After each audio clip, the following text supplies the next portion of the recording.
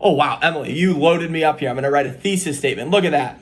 Pre-K education nonprofit with an emphasis on arts-infused programming and family advocacy in Kansas City. Go KC. We recently partnered with a bank to host a home buyers workshop, which we heard that our families were struggling with.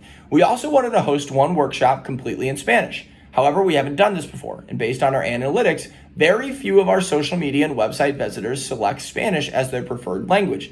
We can reach out to our community partners with Spanish-speaking audiences that might be interested, but I'm worried about our online strategy, even though we can promote the event in Spanish. I'm afraid Spanish-speaking families might have written off our online channels since that content has always been in English. How can we reach back out to them on these platforms, Facebook, Eventbrite, that are English-centered? It's a wonderful question, and Emily, I'm gonna ask because I don't want to spend 4 hours today, so I have to let people go in 8 minutes. Talking about this. So the simple answer here is that every audience, when you look at it, wants to receive their messaging in different ways. And we were working through this with an organization. We're doing a communication strategy right now for an organization within the state of Nebraska that has different target audiences of all types, right? I'm talking all, like if you talk about geographics, behaviors, demographics, language, whatever it is. And we're like, okay, here's the Native American audience. Here's the Hispanic audience.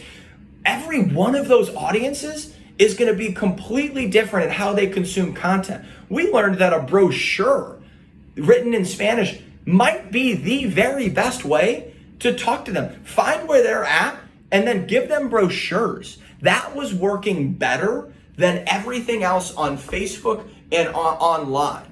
Right? I could have the greatest video of all time. It's in Spanish, it's in French, it's in whatever language. It doesn't matter if the people aren't going to watch it because their preferences aren't to use Hulu, aren't to use Facebook, right? They just wanted a direct mailer or they wanted a newspaper ad because they're in a local community, right? And, excuse me. And so what I would do, Emily, is I would really take a step back and say, why do we need to look at this as the online platforms? Let's look at the platforms that they're utilizing and go from there, because that